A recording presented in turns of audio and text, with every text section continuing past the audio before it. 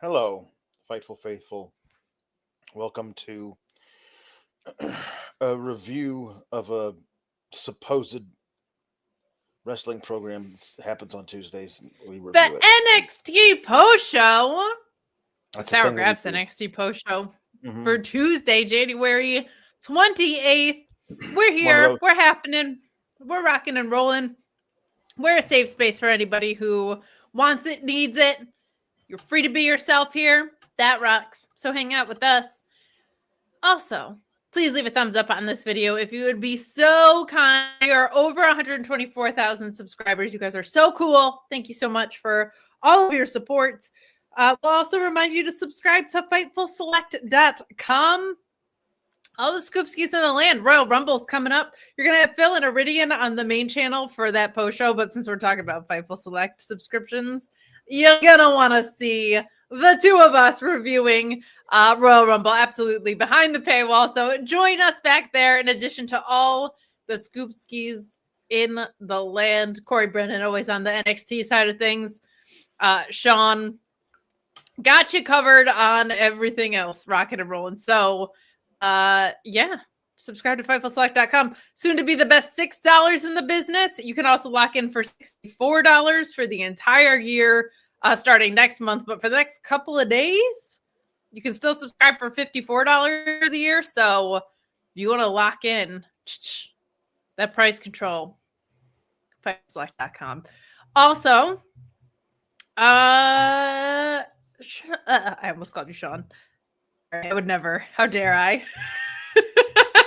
Get in your super chats. Get in your humper chats. Alex, I don't know what our pun topic is tonight.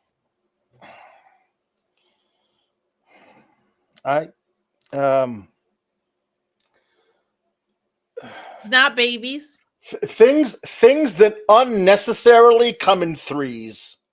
How about that? After tonight, is it too niche? Specific?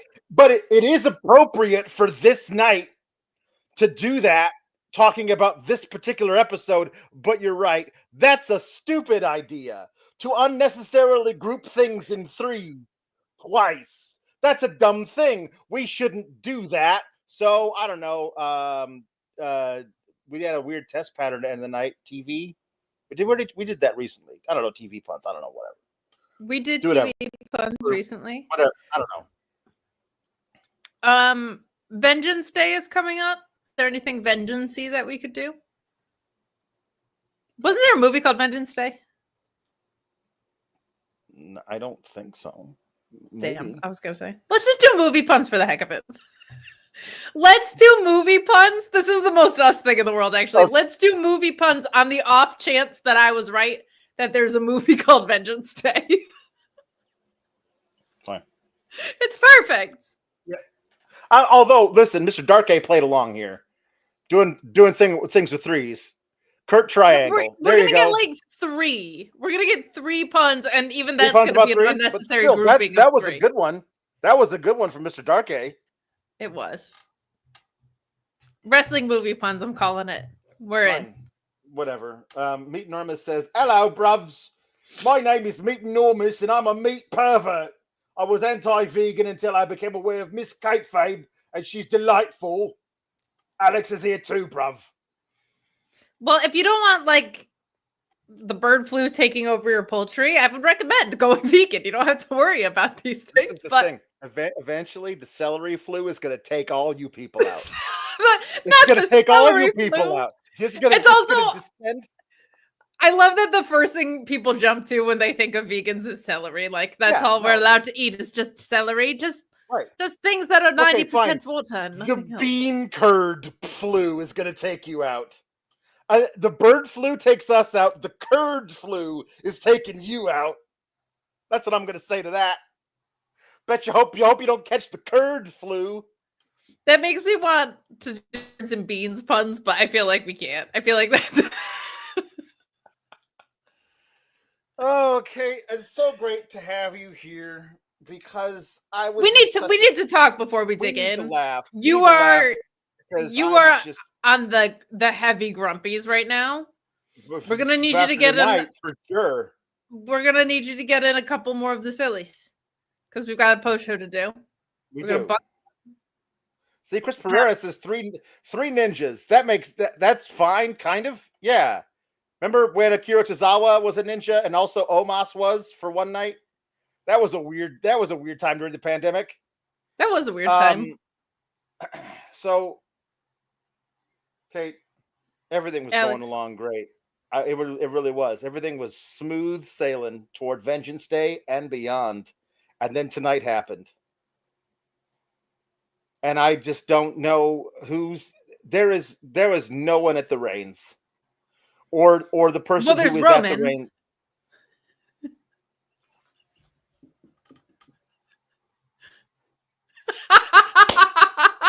That's my thing. I take people off screen when I don't like what they say. You should have taken me off the screen. Alex is like, I don't even have a fun topic. And I'm throwing out ones that are off topic that are winners. Winners. Meatless chicken dinners. There you go. Alex Pulaski, you have a show to host. Get back on here. No, I'm the host. I left. I wish you left. Everybody else left. I wish the person who was in charge of booking things in NXT would leave. That's what I said. Me now. We had a good few weeks, and then today was less good. I was so excited about things that aren't whatever this is, and now they did it, and so this is what we got to do. I mean, in true me fashion, I figured out a way to fix one of the two of those things, but there's no way to fix the other thing, and not fix it. If they had done something instead, I would have been actually in a really good mood about it because it would have made me feel happy. But I think that's what fixing it is. Well, what I'm saying is you can't do anything about it now. You can't fix it going forward. But if they had done something different, there is always a backstage attack that can happen and take someone out of a triple threat. There is always that possibility. Yeah, always. True. Yeah, no, you're right. Electric Mayhem, great question. What are puns for the evening? Movie-related puns. Unilaterally, you've decided movie, but because you're things that come in threes. No, what? You said unnecessarily come in threes, and that's too specific. That was part of the joke because of the thing that they did tonight twice. I know, but we're talking puns, not jokes. Okay, I get it. Rafael Garcia says, I've unfortunately crossed an intrusive headcanon where the Hardys come to NXT, but to show their TNA guys, they come out to Modest by said Hardy. I'm in. That's fine. I'm in on that. Okay. Let's go. Let's see here. We started the night with my anticipated main event. Yeah, this was weird. But they had to do this first so they could do all the stuff afterwards with Roxanne. Right. So I guess that makes sense. But I'm going to talk about this, I think, more at length when we talk about the match that was the actual main event. But that match, I thought, surely wouldn't be the main event because you told us last night who was winning it. Correct. Now, they tried really hard to make the other team win it, and the referee said, nah, we're not going to do that, though. So, anyway, we'll talk more about that later. Giulia and Bayley versus Roxanne and Cora, I assumed was the main event. It just felt like it was the NXT main eventiest of all the things that was happening tonight. It did. I agree with that. And they did it first. It does make me a little of not upset but like wondering what it would have been like had we gotten to see more of Roxanne and Cora as a duo the first time when they were bright-eyed and bushy-tailed, and had we gotten to see more of them together now as heels. I feel like Cora's injuries and also terrible booking kept us from actually seeing what they would have been like as a duo where they were firmly allies, because it now appears that they hate each other again, or at least one of them hates the other one already, and that just feels like when you say that I hate friendship, the bookers in NXT hate friendship more than I do. They're breaking up friendships left and right, up, down, east, west. Well, that's their idea for tag teams. That's the one that they had, and that's when this started, is when NXT had its own women's tag titles, which it still should because of the depth of the NXT women's roster. But yeah, the match was really good. I think the inevitable Roxanne Bayley program is something that'll be very fun. I hope that's for the US title on the women's side. For reasons we've previously discussed, of it would be really cool if in WrestleMania weekend you had Charlotte versus Tiffany, Becky versus Lyra, and Bayley versus Roxanne. That would be very, very cool, especially if they were all for titles. That would be really special. Right. So this was the Cora seems like she feels most comfortable in matches with Roxanne. Like, I don't know if it's just their like a real life relationship or if she feels more comfortable in a tag setting, but this was one of her better showings for sure. She's in there with three of the best wrestlers in the world. That usually helps. That usually helps for sure. So this was one of her better showings ever.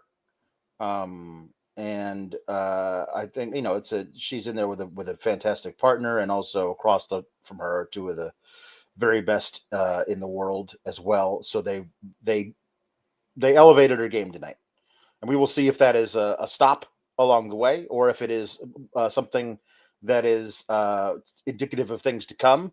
But good, I'm glad. I want to see her improve. It did feel like there was a lot of the hype machine surrounding her very early on in her run in NXT that was everyone's talking about it. Oh, well, I haven't really seen a lot of that yet, but I'll take your word for it. Everybody, you know, talking about this thing. And then pretty soon after we did that, she got injured the first time, and then she was gone, and then she came back, and it was like, okay, well, now we get to see what she's happened. Hopefully that injury doesn't slow her down too much. Injured again.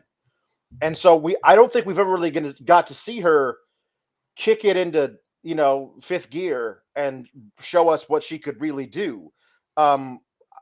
Maybe what she can really do is this, and they just haven't given her the opportunity to do this. But this was her best match that I seen. It is an interesting thing that they're going into a storyline now that we'll discuss later, I think.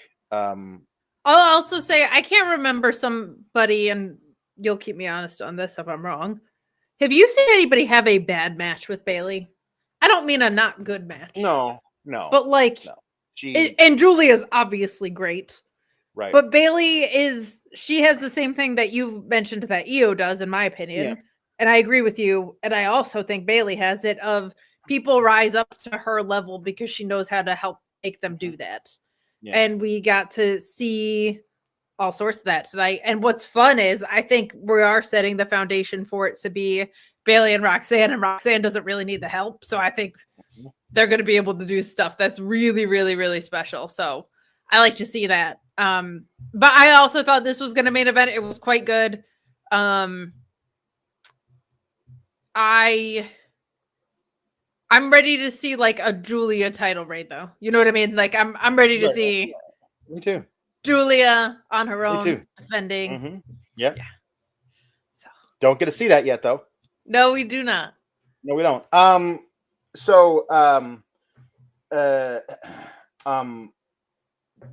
Bayley got the pin on Cora with her elbow drop from the top rope, which she almost never pins anybody with. So that was an interesting choice to have her do that and not the rose plant if she was going to get the victory. So I don't know, is that a thing she's going to start winning with now, or are they? Yeah, it was just interesting. Just haven't seen that before recently, anyway. She hit. Maybe it's like a tag thing. Maybe it's just more fun in a tag setting to win with the flying elbow. Maybe it is. Maybe it is. Yeah, we'll talk more about the fallout from this thing when we talk about something later. So Eddie Thorpe had a vignette. He was burning something in front of him, which got a lot of flame light on his face. Very dramatic. He's wearing a leather strap. I hope it wasn't chips, because that doesn't work out very well. The last guy that burned chips. Chips. Did you think I said a bad word? No, I thought you said chips. Like Doritos? Because those things will burn forever. There's so much oil in those things. Like what I have heard this. If you are going on a camping trip, take with you a bag of Doritos. They are the perfect fire starter. Those things will go up like that. They are fantastic for lighting fires. Bring Doritos with you on a camping trip. That's interesting. Noted for all the camping I do. Mm-hmm. Fritos. Yep, Fritos. Cheese curls. Mm-hmm. If he was burning chips, I would assume that he's having a feud with Hook, which isn't. They're not in the same company right now. No, not in the same company. But he says that I found my way into the title, and the ancestors say to give yourself give yourself obstacles on your way to your deeds, so that you'll be stronger by the time you get there. All good stuff. I'm just starting. What I'm glad it wasn't like I'm coming for Oba again, but he is wearing a leather strap, like a scarf. Bro, sign me up for Oba and Eddie Thorpe in a strap match, though. Well, that's signing up Eddie Thorpe for death, because you want to be able to get away from Oba, not tether yourself to him. That's a horrible idea. But think about all the facial expressions we get from Oba when when Eddie does try to run away and he's got him. Sure. Oh. Yeah, that might be good. Also, they'll probably make it the Tappy the Four Corners one, and then it'll be terrible. Okay, well then I quit. There you go.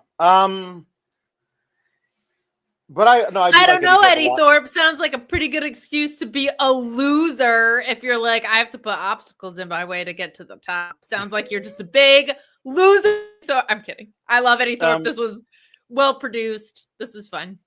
This is the. I do like that.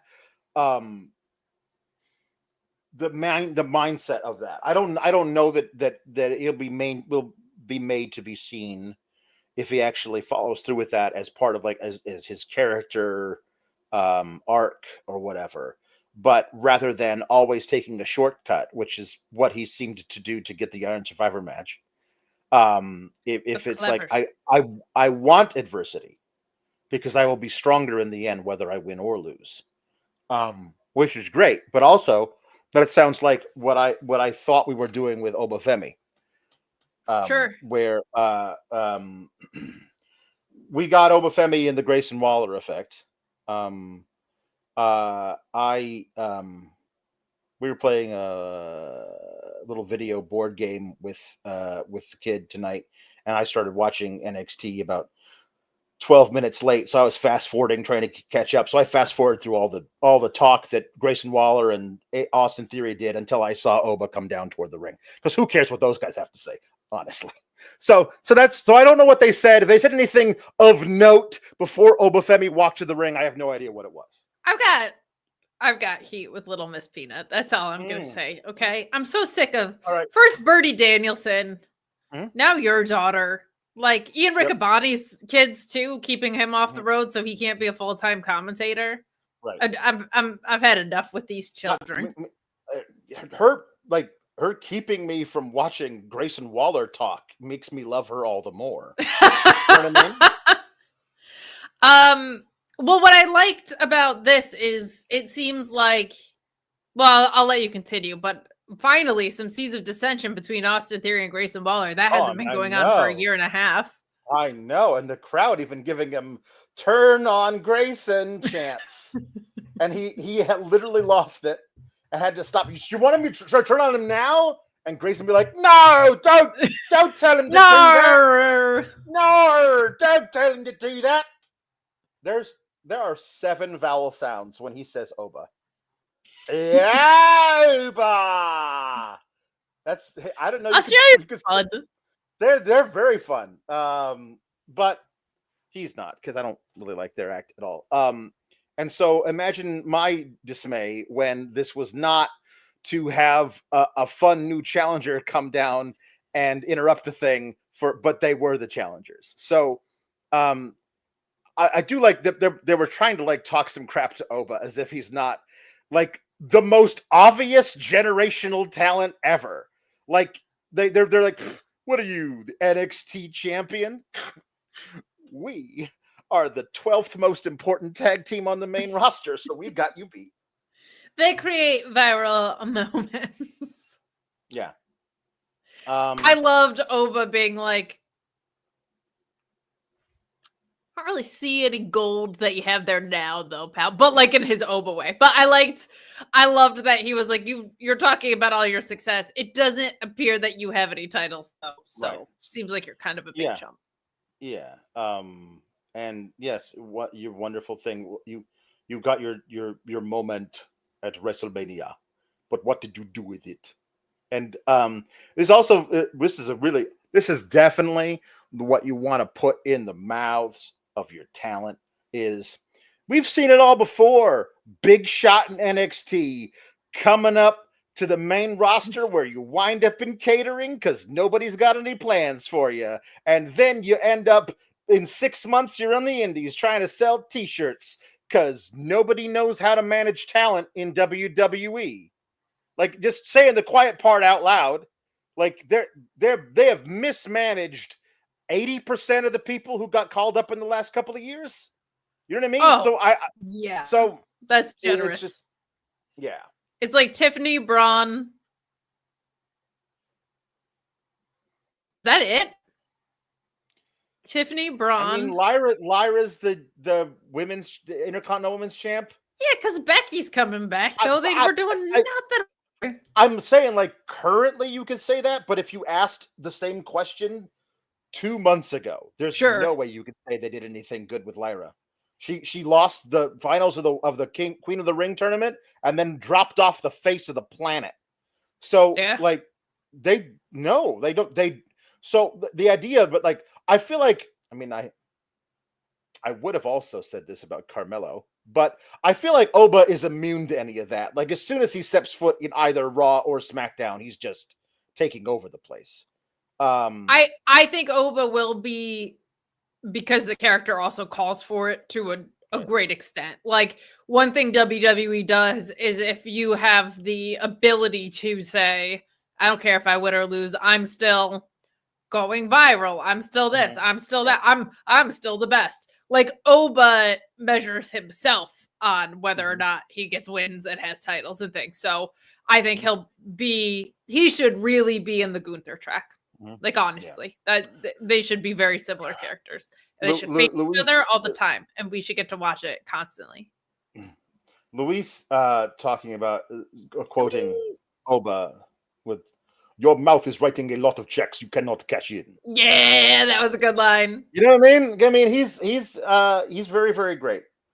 But he's like, you talk about moments, you talk about PLEs. He says, you talk about premium live events, you talk about championships. Which one of you is going to step up at Vengeance Day and challenge me? And Ava, all of a sudden, her character is really touchy about stuff. Like, I know I've seen champions say, you want a shot at this? You can come on and take it.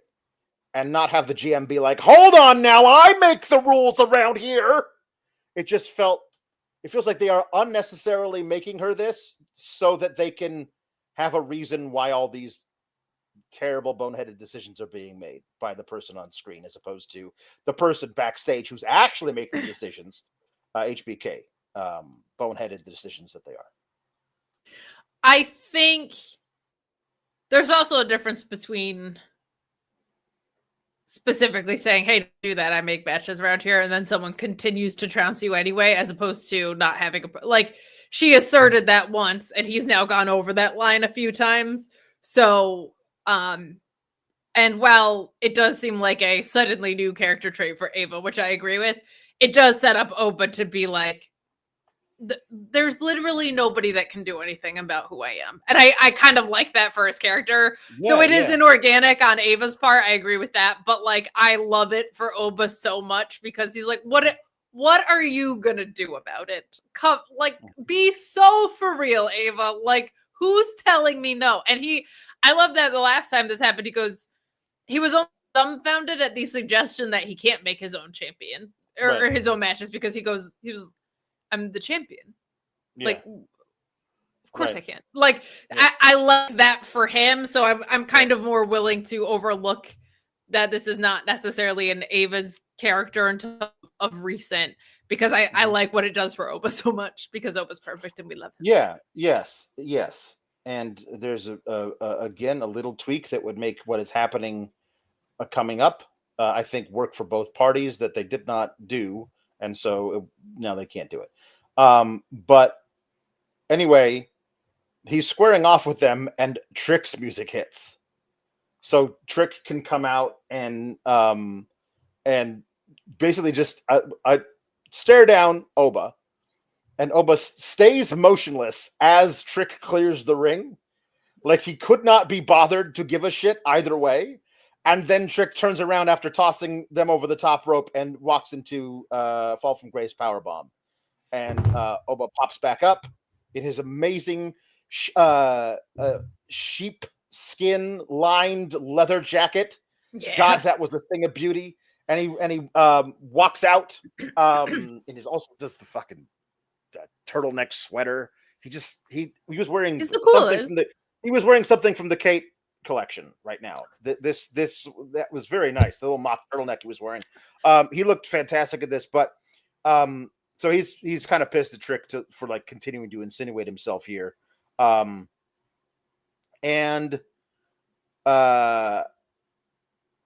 he goes backstage and says, "Have you decided who is my opponent?" He says to Ava, and he's like, Grayson Waller. Grayson, all right, thank you. And he leaves. Like, no, it's Grayson Waller and Austin Theory versus you in a triple threat. And just nah to like lower level dudes from the main roster going to NXT to muddy up their title picture. Just no, straight across the board. Especially these guys on top of that. And I wish he had said this: triple threat. Aren't they a tag team? Well, yes, they are. Handicap match. Them both against me. I will put them both in the ground. You can ship them back to Raw in a body bag. Like something like that. Because he was like, when he says both, like he's scared of facing two of them. We saw you face Briggs and Dijak. Come on. Like you have there should be nothing that you care. You don't care about this. But so I don't like that he's scared of Austin Theory and Grayson Waller. I wanted him to be like, no, I want them both. I want them both at the same time against me, because that's how much better I am than them. You don't need a triple threat at all. You don't need Grayson Waller and Austin Theory involved at all. What this and the other triple threat booking scream to me is Vengeance Day doesn't matter. We're putting off all the actual stuff until Stand and Deliver. And I don't think you should do that because you're selling tickets to it in Denver. You know what I mean? Or wherever it is. Sure. I was hoping it would be a handicap match too, because I also feel like what's going to happen is Alex, it seems like they're a tag team so that they should be on the same page. But I think what's going to happen is they're not going to be on the same page at parts of this match. And I actually think that part of the story is more compelling as well, if they're supposed to be fully established on the same page, if it's supposed to be a handicap match, right? So I figured when they both were here, we were going to get a triple threat, especially because they've been telling the same story with these two guys since they were champions, which was like 45 years ago. Yeah. And the point I have also is that it was the very late 70s when this happened. Oh, I think San Martino was still in the middle of his streak. So my thing is this, it furthers the obvious please break them up angle between Waller and Theory that they fight over who gets the pinfall, right? Like that is the thing that they are doing. But you can do that in the handicap match as well, because whichever one of us gets the pin, that guy's the champion, right? Oh yeah, no, totally. But I'm gonna get the pin. Well, I'm gonna get the pin. Yeah, I'm gonna get the pin. Like that thing back and forth leading up to it. Also, you can even do the wrinkle of Ava says you're not facing them in a triple threat. You're facing them in a handicap match. That's her punishment to him for always trying to book himself in a match. I'm punishing you with a handicap match, which is her overstepping her bounds, but fine, she's already doing that.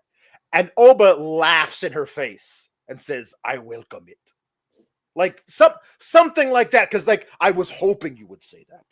That kind of a thing. I need more of give me everyone and I'll kill them all. That is what I need from Oba Femi. I need that. But this is tough because you also don't want to do that to main roster talent. But like, what have these guys been doing? Like, man, hosting. When I'm gonna look it up right now. I'm not gonna make Luis do it. I'm looking it up right now. When was the last time they wrestled on television? Looking it up right now. Most of my complaints with Grayson Waller was the disconnect between, like, I didn't like the character of, I don't like characters that don't care about winning for the most part. Like, that's not for me. And his whole character was, I want to go viral kind of thing, right? So, but I do feel like other than his finisher that he has to get out of the ring to get back in the ring for, like, I feel like his ceiling is way higher than Austin Theory's to me from a character perspective. From a character perspective, yes. From an in-ring, I don't think so. But I think Austin Theory is really good in the ring. Like and I think Grayson Waller's really good in the ring too. But yeah, I don't see that with Austin, but with Grayson Waller, he's a showboat. I don't see him actually working. I see a showboat, and I don't like showboats. So he's never been my deal. I don't know. I feel like, yeah, we could talk about this forever, but like, I feel like his moveset matches the character. So even when it's not my taste, I guess that is how unmemorable their matches are. They wrestled on January 10th. That's how unmemorable their matches are to me. On TV? On television, on an episode of SmackDown, they lost to the Motor City Machine Guns in 12 minutes. I do not remember that at all. Yeah, that was not that long ago for me not to remember it, considering I host a SmackDown show. But also, like, it's always hard when there's a foregone conclusion. So, but anyway, all that to say, I think Grayson Waller has a higher ceiling on the main roster for what WWE wants to accomplish than Austin Theory. That. So, with that being said, when you're booking him against a champion as strong as Oba Femi, like, your only choice is to make them look like chumps, and if they cut the legs out from under these guys anymore, they're going to be Lieutenant Dan. Like, so split them up. You've been teasing that for how long? Split them up. We've been calling for an Austin Theory repackage since he lost the U.S. title before this was ever even a thing. And now this has run its course. Split them up. Like, when Grayson Waller first came up, he said in the promo tonight, I was facing legends and I went toe-to-toe with them. Oba Femi didn't say you didn't beat any of them, which I feel like he could have. But, like, he mentioned facing all the legends that he did, right? He faced Cody Rhodes. They didn't say it on here, but he faced Adam Copeland.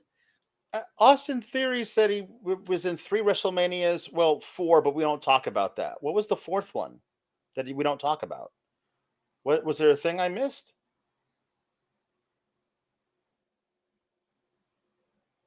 I don't know. Was he like a zombie or something, or like a? That's probably what he was. He was an extra in something. That's probably what it was. That's probably what it was. He was wearing a mascot costume of some kind or whatever. Some fan. He was the Cinnamon Toast Crunch guy or something. Now, also, because I see people mention this in the chat, Trick Williams is super pissed. We'll talk more about the match that he has in a second, but this relates to this. That Trick Williams is pissed about being, I don't know, leapfrogged by these guys. And Ava's like, you think they don't deserve it? Fine, you can prove it in an unnecessarily can they coexist tag match next week. You and Oba versus Grayson Waller and Austin Theory. She never once mentions if you beat one of them, you're added to the title match. That may end up being a thing, but it certainly does not seem like that is something that Ava, in this vein, this version of Ava, is eager to grant Trick Williams something that he wants. So I'm just so freaking tired of the formula of how about a 3-pack or a 4-pack to set up a one-on-one feud. Stop. You did that with Trick so many times while he was champion. That with Ethan Page. Do something different. Do something different. I want to see Trick and Oba one-on-one really bad. Like, I really want that one-on-one match. I don't think it should be him getting injected into this match to get there, though. They've already planted the seeds for this. Like, there's no need to... You don't have to take a stop at Multi-Man Village on the way to one-on-one town. Like, every single time. They do it with the women, too. Constantly. Like, just... do something different ever. Thank you. Yeah, he got beat up by Pat McAfee. And the Vince's, he beat Cena and he won the tag belts. The Vince's pawn thing. The Vince's pawn thing, which is why we don't talk about it anymore. Yes, that is why we don't talk about it anymore. Austin Theory.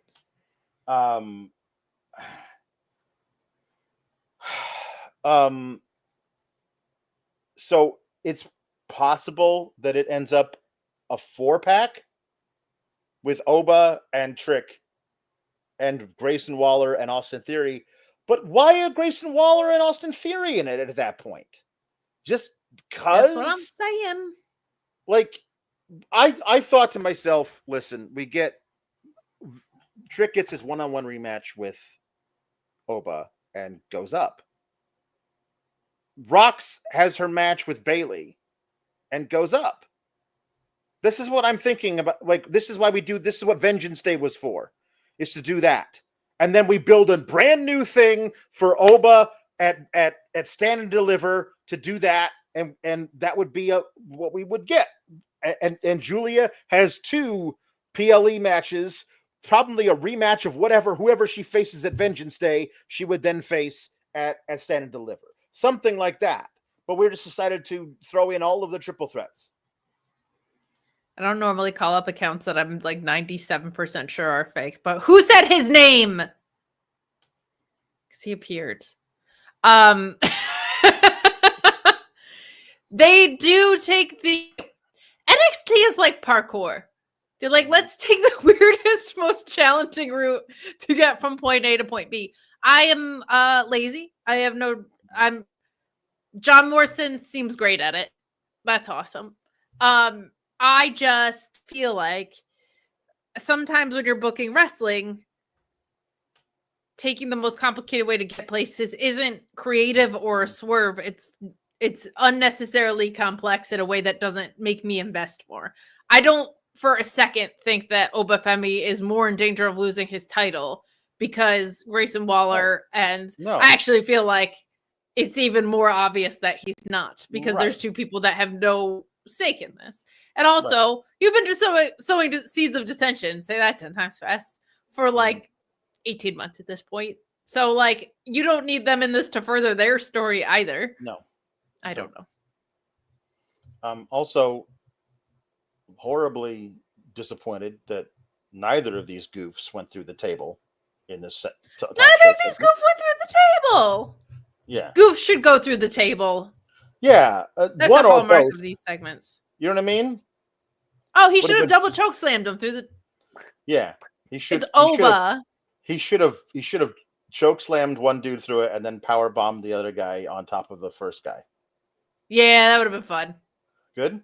That's actually the worst part of the segment. Ryan Cicchini says, I think they added Theory and Walter for Trick on the main roster. Like, that's where Trick's going to feud with when he gets there? No, I think Carl keeps losing because he's going to realize he needs his run back. That's my new thing I think they're doing. Yeah, why not? We did They got to do something with that shit. we did an 8-month breakup story between those guys. We should just put them back together. That's fine. Why else does he keep losing? Like, they've got to do something.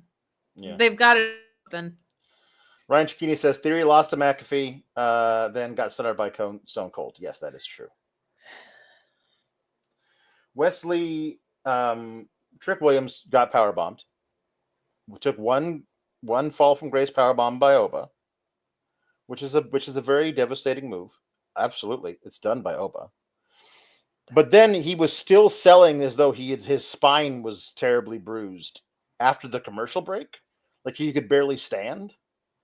And this is very funny to me because I know for a fact when they have the one-on-one match, Trick Williams will kick out of the first fall from grace powerbomb that he takes. So he'll take one now and he won't be able to stand 10 minutes later.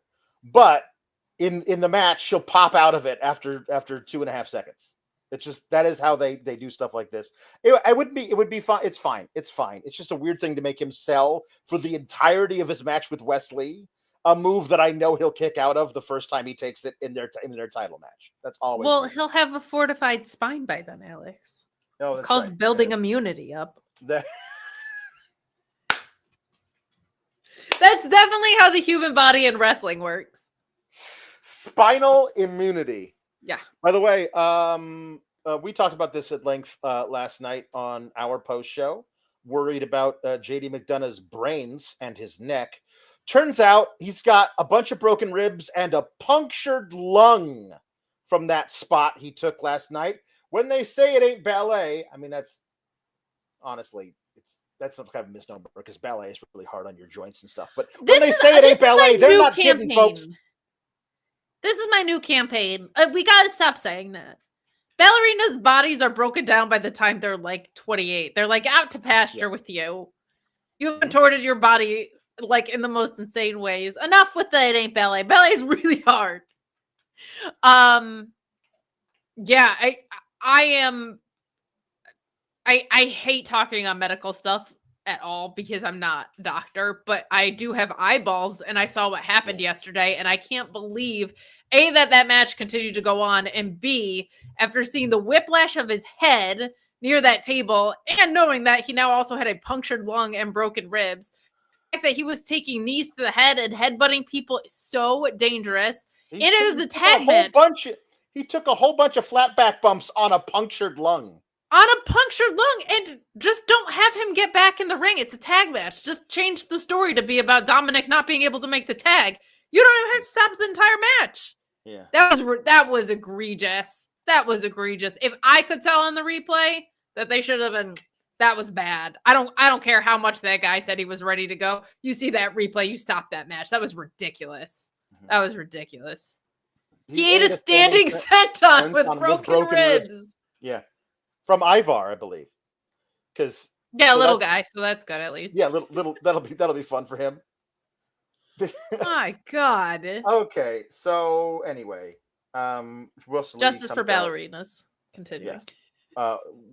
Wes Lee comes out to face Trick Williams, who still can't breathe from his powerbomb that he took, and so this is fine and everything. I don't think this qualifies as a Jesse Ventura conspiracy theory, but I think one half of the Bouncy Beef Boys is not cleared to take anything because I think it's Tyreek Igwe didn't take any of the bumps. Tyson DuPont took all of them. Like when Trick Williams did his double clothesline to the outside, he hit Wes Lee and Tyson DuPont. He never touched Tyreek Igwe. He's out there with the guy he's supposed to be running interference for, but he took none of the bumps. He didn't do anything. Like he's not cleared for physical contact but he's still out there with the act, which to me was very distracting because he was like at one point just standing up on the ramp going like he couldn't the most he could do was throw up his hands like jeez. You know? Yeah, I hope he's all right. Because that too. was very obvious in this, of course. So Yeah. hope he's okay.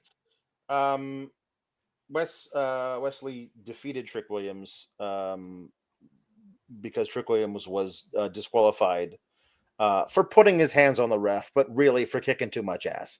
I've always hated you've been disqualified for kicking too much ass. You're kicking this guy's ass too hard. You're disqualified. Get out of my ring. Get out. You stop kicking that guy's ass so hard. You're disqualified. Alex, he also kicked that chair's ass. He was throwing that chair around after that match a lot. Like that chair did something to him. He was punching Wes Lee in the corner a lot, and then the referee kept trying to stop him, so he just grabbed the referee and threw him out of the ring. And then the referee disqualified him. And Wes Lee got away, and then he took a chair like he was gonna hit somebody with it, and he started beating the chair onto the What did that chair do to his family? Honestly, it wasn't like he was hitting the ring with the chair. He was hitting the ring with the chair, if that makes sense. It looked it looked like he was laying moves in on it looked like that scene in the Avengers with the Hulk and Loki. But the chair was Loki. Like he was actually hitting the chair with the ring. Like he was smashing the chair into the ring to hurt the chair. I don't know what the chair ever did to him. That's all I'm saying. I am also not a fan of you were kicking butt too hard. Just call this off. Mm-hmm. But I will say Trick has needed something. So for him to get a little bit of fire in this, I was like, okay, at least Trick, like this was not a meaningless DQ in that like it actually aided a much needed like shot in the arm for Trick. So I'm not like a huge fan of that being the way to do it, but I appreciate that it has a payoff in that sense of like that Trick feels like a threat and a badass a little bit by leaning into that side of himself, I guess. Yeah. I believe Trick is referring to the JD McDonough thing. Thank you. I completely agree. But Twitter was all like, he's so tough and a badass. It's the same mindset of coming with a concussion still going. Yes, that is what we all thought was the problem. But apparently the problem was not that he couldn't think straight. It was that he couldn't breathe. That we know of. We'll see in the next 24 hours if he's also diagnosed with a concussion. Because I went back and looked and I was like, because I thought it was more, but he hit like his upper back, like yeah, but it was the whiplash of his head. And then the whiplash took the head. But it was actually the hitting of the back against. Maybe let's move the desk back a little bit from the ring so that is not a thing we have happen anymore. Anyway, to the point of that chat, I'll say two things can be true. He is incredibly tough for keeping going. Somebody should have intervened to stop him from himself. So two things can be true. Like somebody should have not let him be so tough. Correct. Yes. That thing. Anyway, so that's why Trick Williams is so pissed, and Ava's like, "Oh my, this is we can't have this. We're gonna stop this." So then she goes into the men's locker room to tell Trick Williams to stop it, and all the men in there are like, "Hey, this is a blatant violation of HR. You wouldn't show the men a male GM walking into the women's. I hope not. Not in this era. 20 years ago, maybe. But that just felt like that's not to their credit. They're all like, "Hey, come on," and she's like, "Whatever." Like again, I think they're trying to make her into more of a hard ass as a GM, but. It was also not like so urgent. You know what I mean? It was not the chair got as much of a beating as his opponent here. Like it was not so urgent that she needed to talk Trick right away that it would be appropriate to cross that line under any circumstances, but especially that. She is walking through the hallway and Sarah Schreiber comes up to her and with this big smile on her face, not at all recognizing that the reason the thing she's about to say is happening is because Ava is so pissed at how she's being disrespected all the time. So she comes up to Ava as though this is a great thing, and she's so happy about it. Awesome. So she says, Ava, next week, the main event on NXT is Femi and Trick Williams versus A-Town Down Under. Was there a question there? You reiterated a thing to her that she came up with. That's not why are you even there? Like, I know Sarah Schreiber's better than this. They told her to tell a thing to Ava. She is the person who came up with the thing. She does not need to be told that. She knows that that's what do you Hi, Alex Pulowski. I'm here with Alex, who is hosting a podcast where we're going to talk about a show with a hypercritical lens, and then we're going to be extremely silly afterwards with some puns and some impressions. Yes, that's true. That's what that was. And Sarah Schreiber is really good at her job and She's smarter than this. That. Whatever they wrote for her was stupid.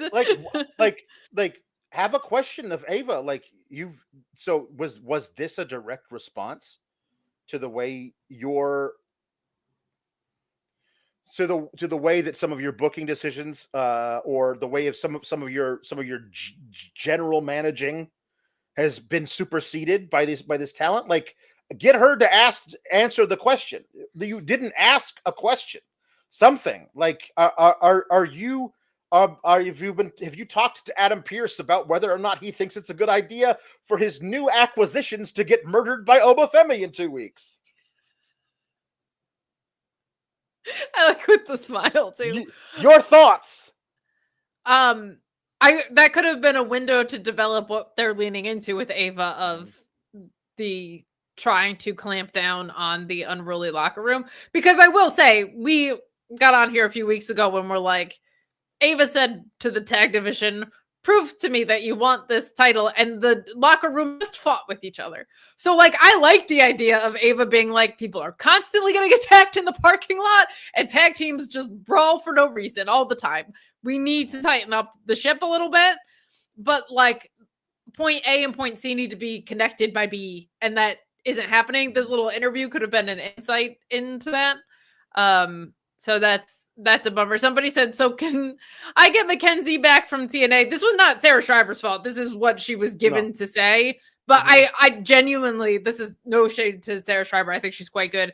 Mackenzie Mitchell was like, she was on the, I was like, she could be the next Renee. Why aren't they doing more with this? But she's great. I miss her on the show. She did a lot of really fun and honestly great, like, she found holes in the way that they were doing stuff backstage, and like you never caught Mackenzie Mitchell doing the thing that they do all the time with all the backstage interview girls. I'm here talking to this person as a thinly veiled way to introduce a third person to come into the thing and talk to them, and as soon as they do, I'm just going to step out of the shot. No, I'm here to have an interview with this person. If you want to be a part of the interview too, fine. But she would then like use the microphone for both of them to like, you're having a conversation here, but this is my job. My job is to interview people. I'm not just going to go, meh. Like there was a great time where there was a brawl going on outside. Yes. And she said to the cameraman, you better go and get shots. Let's go. Yeah. Like she's actually part of a news crew. Like that was so great. I loved Mackenzie Mitchell. I really did. I did too, and we saw her grow too. That's something I always really appreciate is when you see people grow in backstage roles. I mean, Lexi Nair is a phenomenal example of it. If you're an ROH watcher, she's gotten excellent and her role expanded because of it. So, but this particular thing, I just want to be clear. Like, this was not on the fault of the talent. They just gave her the dumbest thing ever to say. So, right. Not even the dumbest thing ever. There's plenty of dumber things, but it was unproductive to the highest extent of the law. Yeah, it wasn't a question. It would be one thing if you were telling her a thing, and then after you told her a thing that she was not aware of, you asked for her thoughts. But you told her a thing that she had just come up with herself, and we all saw her come up with it. 2 minutes ago. I don't know. It's a weird thing. And then you didn't say, like, why did you do this? Or what effect do you think this will have on blank? Or if Trick Williams gets a pin in that tag match, are you going to add him to the title match at Vengeance Day? Like, that would have been a really get her on the record about this thing that apparently half the chat believes is the thing that's going on, but we don't have any confirmation for. Whatever. There was a weird other interview segment that happened in the crowd with Izzy being interviewed. We saw you talking to the what is going on with you and the D'Angelo family? Nothing. That's basically what Izzy said. Nothing's going on. She did say we have a common enemy. He said we just have a common enemy, and he helped me out when I was being stalked by Sean Spears. So then I made sure that he retained his North American title. And then Ridge Holland comes in and is like, how can you say there's you could say there's nothing going on with you and the D'Angelo family when you're dead. And then Stax, who apparently was sitting in the 5th row with a microphone, stands up and is in the shot and says, hey, don't talk to a lady like that. Why did he have a microphone? Sarah Schreiber has a microphone. She's still standing there. Sarah Schreiber, you could put your microphone in Stax's face. Also, Stax, does Tony D make you buy tickets to these shows in Atlanta? That was weird. It is a felony to be sitting within the first 10 rows and not be waving at the camera. I cannot believe Stax had the audacity to sit that close to the ring and the camera didn't cut away and say, and we have Stax at ringside. And like,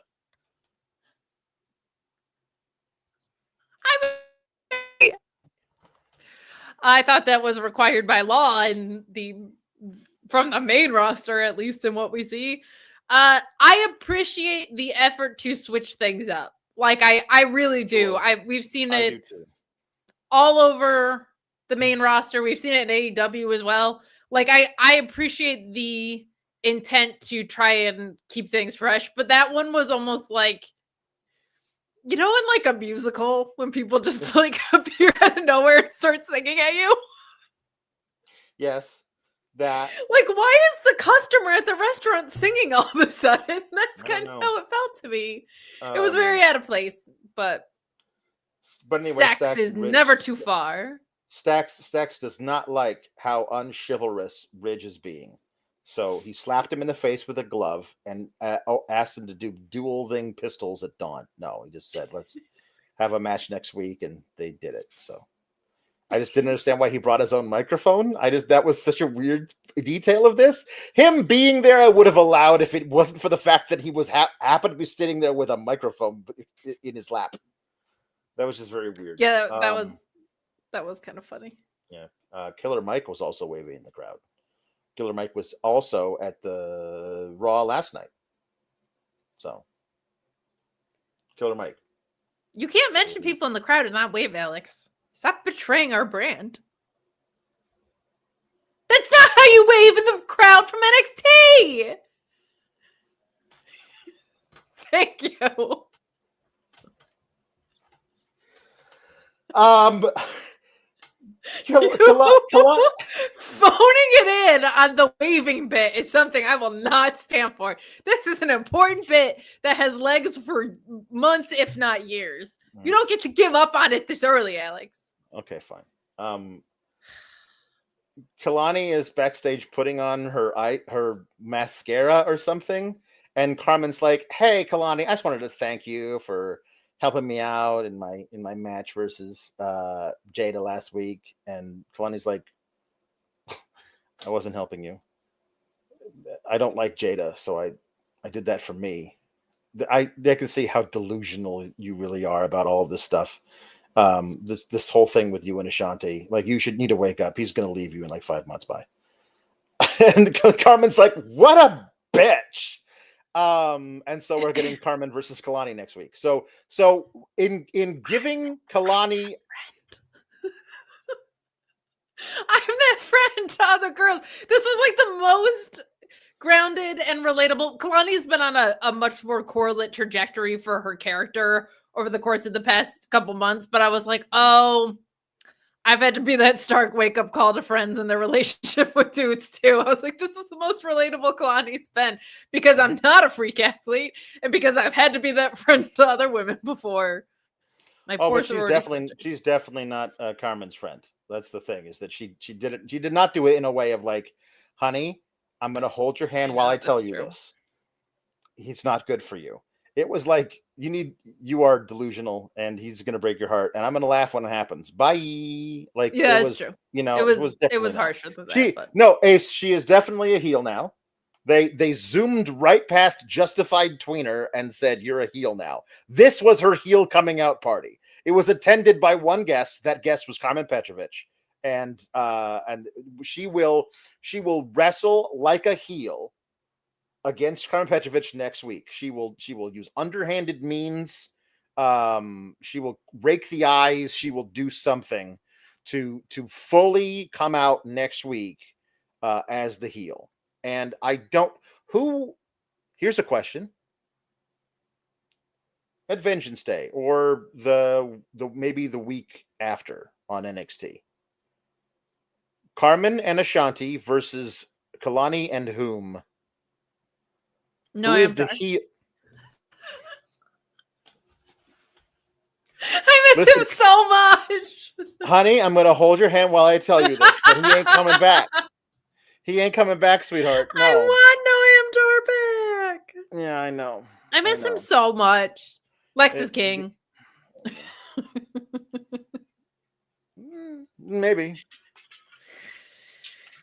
Here's how their version of slow burning this is she was putting on eye makeup, not black lipstick. So she's a heel, but it'll be next week. Black lipstick will be the tell. I think you're right about this. I think you're right about this, that it's going to be heel bookworm Dion Lennox.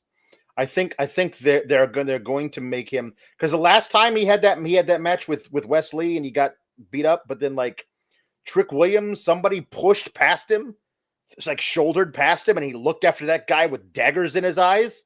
I think they're gonna make Dion Lennox a heel and he's gonna team up with Kalani, because that's the only person who's been involved in this Carmen thing consistently is Dion Lennox. I think they're gonna. That's very true. That's very true. I also don't.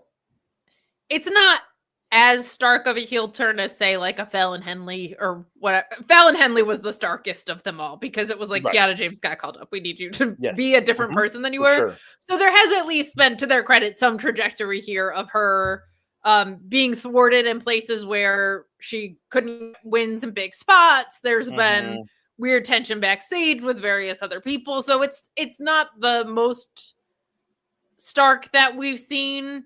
It is because of the way that they tend to go so full tilt in the other direction.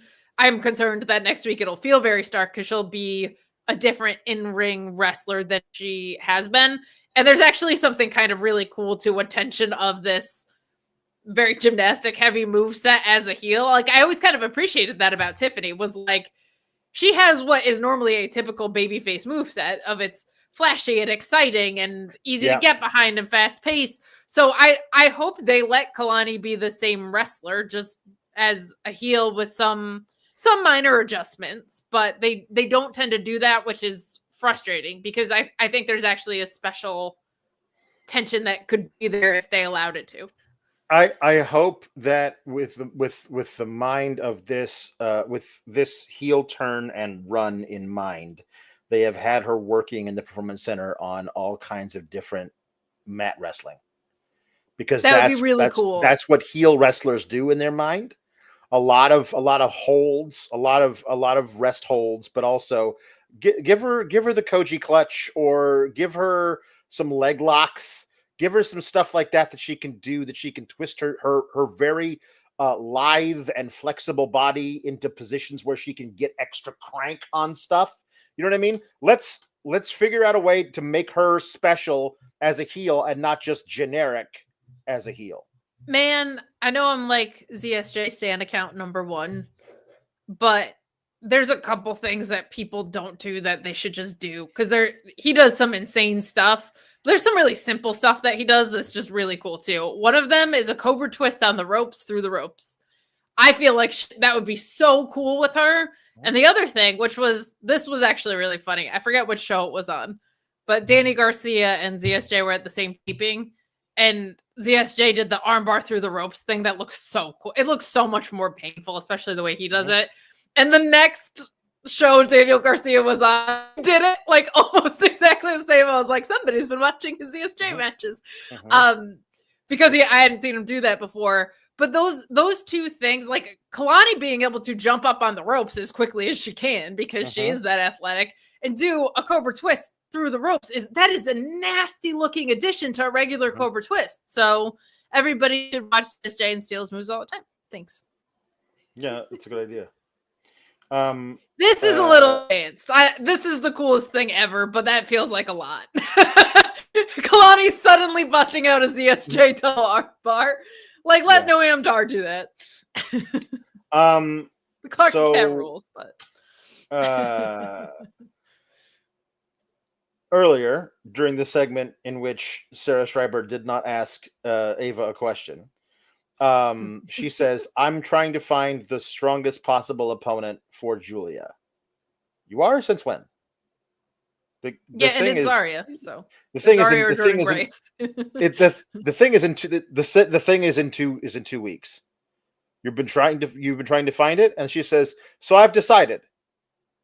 And Roxanne is there, and no, you can't do that. I haven't got you're not going to give Bayley that match versus Giulia because I haven't had my rematch yet, and you can't blame me. Cora took the loss, not me. Cora's standing right next to her, and Cora's like, and it's like, if you would let me finish, it's going to be Giulia versus Bayley versus you, Roxanne, in a triple threat. And I'm like,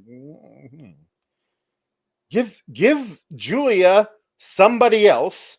You can figure that out next week. It could be great. It could be Jada Parker. She's not doing anything else right now. That match would be great. And then whoever has the match with her is losing.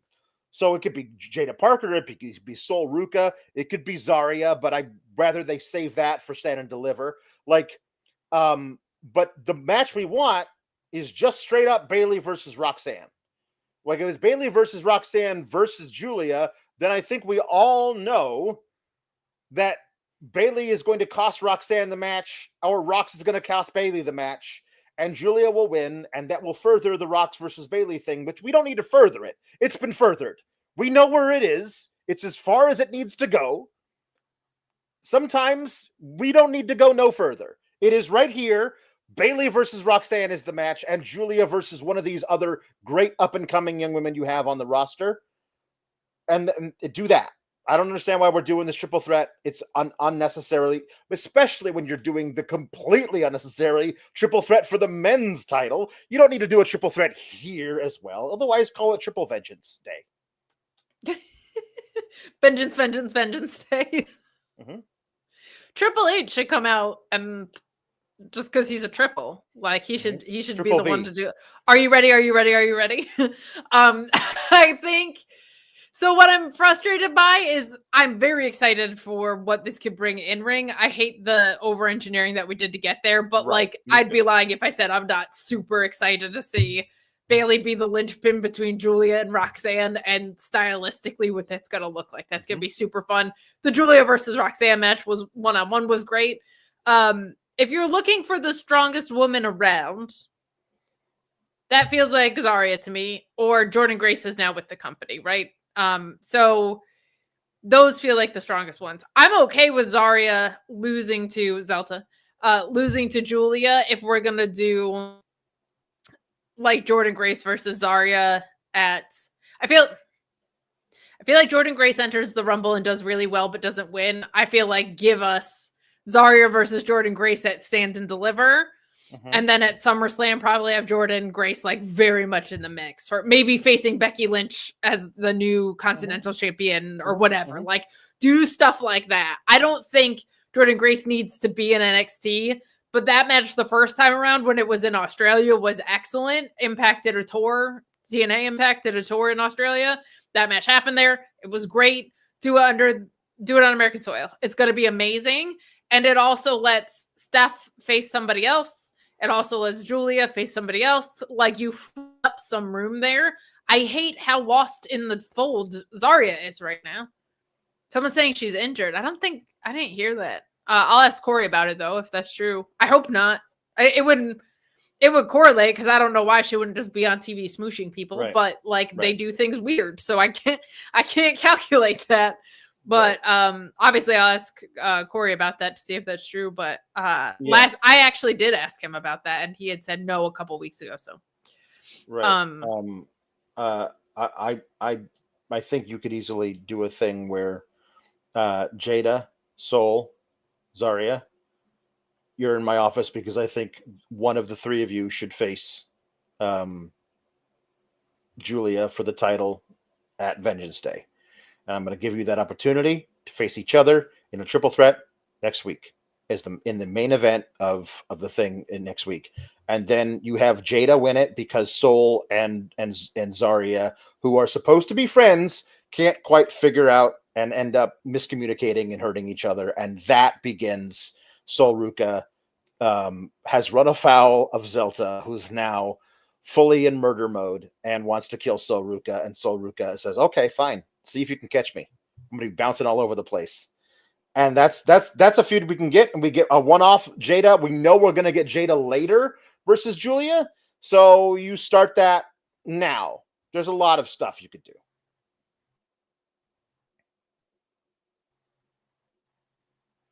Hello? Are you still here? Am I talking? yes. Okay, good. I'm still here. Okay, good. Good. You had frozen for a while. Yeah.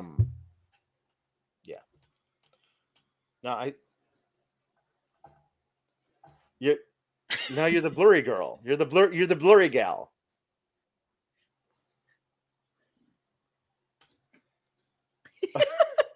Okay, good. I'm glad. I just turned into a toddler. It's fine.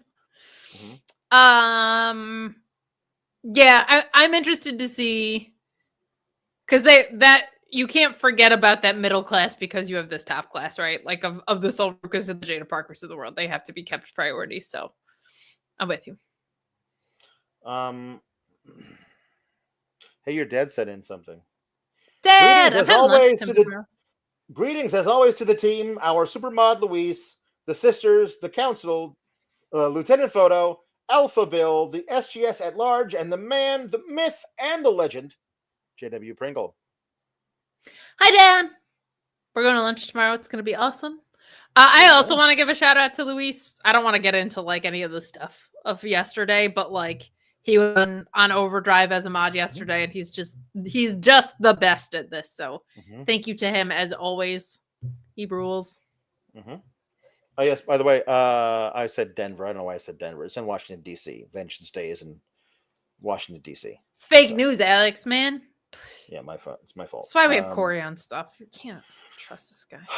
Fallon Henley defeated Shotzi.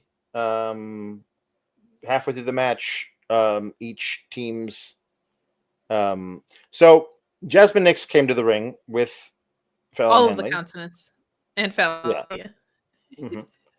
She was wearing the nose guard, the face shield, the broken nose guard. Since they became a trio, each one of them has broken their nose. That is some crazy karma, very specific karma.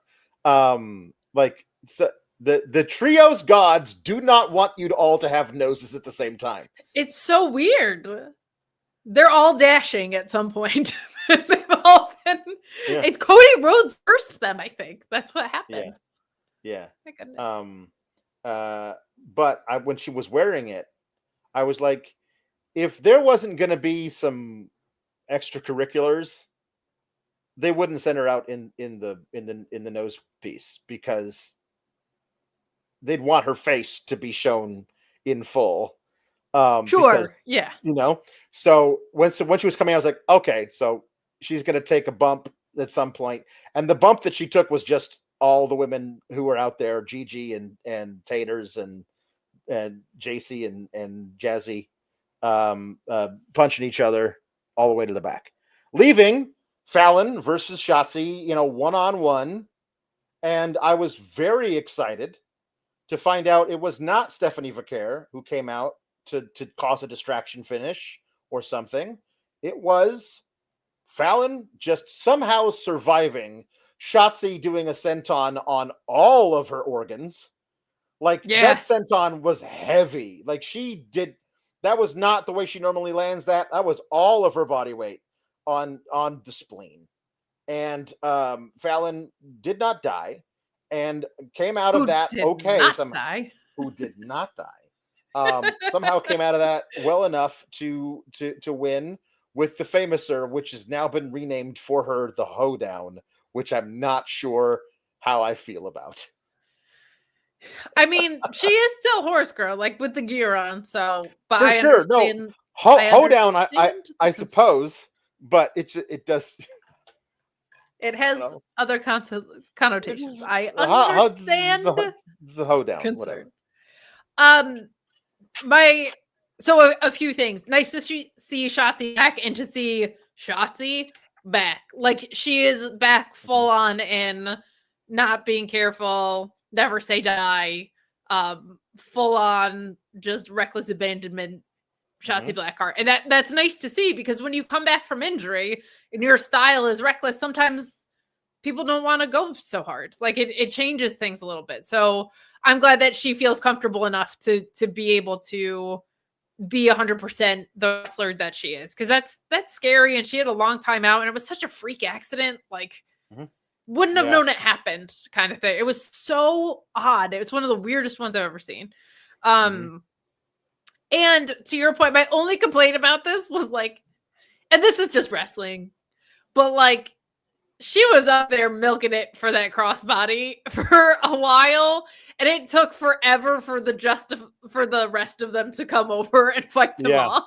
It took a really long time. Like you would think the other side of the ring was half a mile away, but that's also wrestling. Like I get it. If you're out there to equalize numbers, I've never understood why you're not just constantly on the other people, that you're there to equalize like glorified Duck Duck Goose, basically. But I loved that they just raid each other off and they raid each other backstage. And then it was just a one-on-one match. And then it just happened. And it was nice to see Fallon Henley get to be the wrestler that we know she can be. They had good chemistry in there too. This actually I think I was expecting the shenanigans to overpower this and they didn't. So it was really nice just to see two women wrestling, a good match with good chemistry. Fallon Henley's really good. And to see it just be kind of left alone. The only thing I didn't love, I loved everything in the match, but after Steph comes out and is like, hey, remember how I already won a title shot? And Fallon Henley's like, you're next after this. And I'm like, and then she did a thing to the camera of like, I can't even enjoy my title victory for 2 seconds without somebody coming in and correctly asserting that they won a match a couple of weeks ago to get a title shot. like you already knew you already knew the match was going to happen. But then they did this weird thing. It was like, how dare anyone interrupt me? And then JC Jane interrupts her. And then Fallon looks at her kind of weird. It's like, are we breaking up this friggin' thing? Like everything is broken up, but they're teasing dissension between JC and Fallon now. And JC wants Steph next week to make sure I'm going to teach you a lesson for attacking me in that makeup chair that nobody saw unless they were watching the weird silent film that was playing out on the tiny picture-in-picture. That was really ill-timed. That was unfortunate. But Vaquer versus Fallon is great, and I'm glad we're doing that. And please just do the right thing. Don't extend this. Just put the title on Vaquer. I love Fallon. I didn't think she was getting a title reign at all while she was in NXT. So many of some very, very talented women never get to in NXT. Kiana James, one of them. Kiana James, I thought was somebody who would have. Blair Davenport never got one. Bianca Belair never got one. If you go back far enough, there's a lot of exactly. So I'm really happy for Fallon that she got the title reign, but it did feel like on the day that she won the title was when Zelta showed up. Like it just feels like she's been keeping that thing warm for one of the three. Stephanie is a great one to do it. I think the match will be excellent. Put it on Steph and build something for Steph to do against somebody, one of those really hot and rising young talents versus Steph at Stand and Deliver. Please don't do a thing where Fallon somehow retains because the JC Jane does something, and then we just extend this artificially. Everyone knows this is where the title is going. Do it now, and then start building something for Steph, please. Yes, Steph should go in to Stand and Deliver as champ, not win it there. I'm full agreement there. I have to say, like, every WWE brand has a women's mid-card title, and that is really good from an equality standpoint. I appreciate that on NXT, it's done the job of giving us clarity around who's in the mid-card and giving them something more to fight for. Like, I don't view Steph as a mid-card wrestler at all, but like now I'll probably be viewing her very soon as a champion. And that'll be very productive for the women that are coming to face her. Like that's going to be really, really healthy. So I appreciate that NXT has this really deep women's roster. They added this mid-card title. And I think actually, honestly, of all the brands, it's the one that calls for it the most because there just wasn't there's been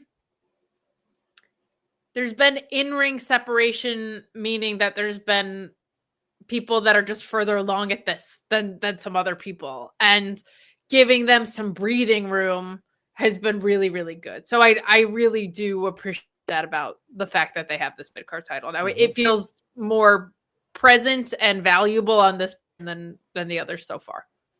Yeah. Ethan Page and Cedric had their little grudge match.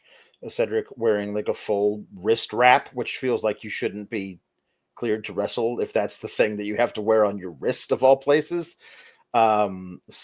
Eventually, yes. I mean, Cedric does get a lot of good shots in, works over Ethan Page, a lot of good righteous vengeance from Cedric. But eventually, Ethan takes control, rips the wrist thing off, smashes his hand into the ring post. But still, Cedric will not die. This is a much better match than the first one they had. Agreed. Cedric, Ethan wins when Cedric is going for his handspring into the ropes kick, and Ethan Page runs up behind him and kicks the hand as it's doing the handspring, and then he picks him up and does his twist of fate and gets the victory. And then he was going to do more extracurriculars to Cedric Alexander, but Javon Evans came out and leaped over the ropes to attack him, and got a couple of shots, and then Ethan Page just went out of the ring and just sat there. And I don't know when that they're going to say that Javon Evans is cleared. I don't know if I went on WebMD when you get your jaw wired shut, how long is that for? Nerd.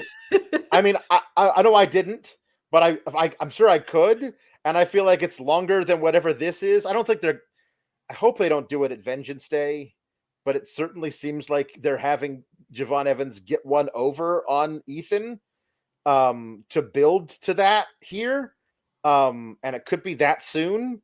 I was hoping they would hold off and do that at Stand and Deliver, because I just don't think the X-ray that they showed of his supposed broken jaw does not seem like something that could heal that quickly.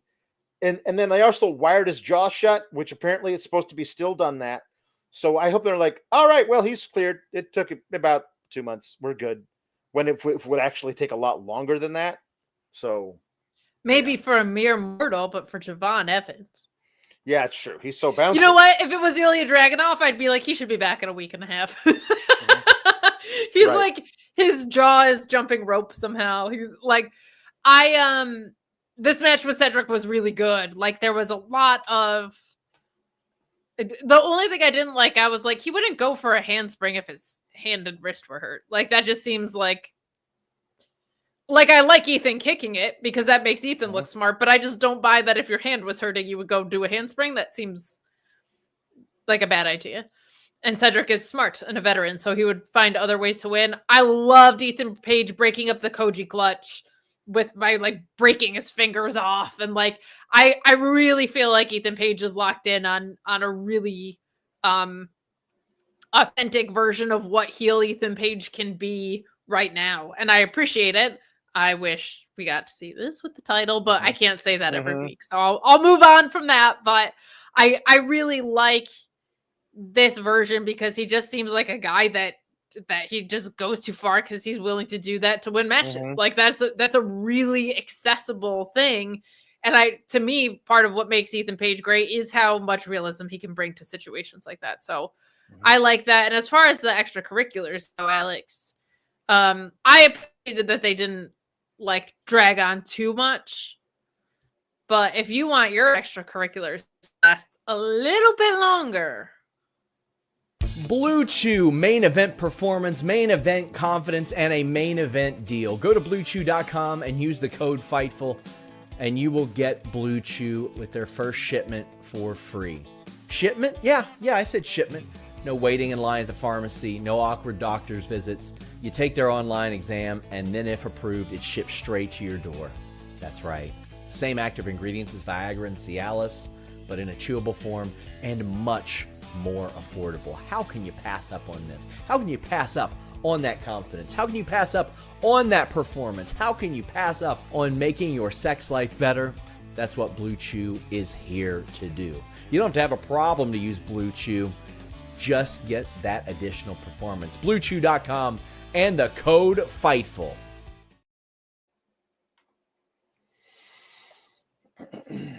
I am a woman of a particular set of skills.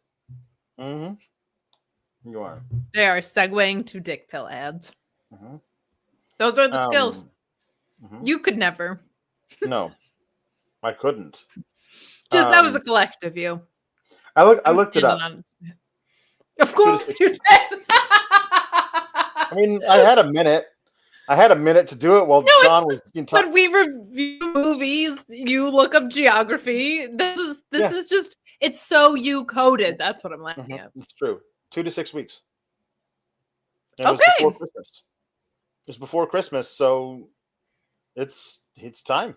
Like he could absolutely have his jaw unwired if that was the thing. I think it's actually braces, but he could actually. It would be kind of cool if like what are you gonna do to me with your jaw wired shut? And then Javon smiles, his big open mouth smile, and but not even that. Like you got to actually make sure the jaw opens all the way. It's like, ha ha, one of those things.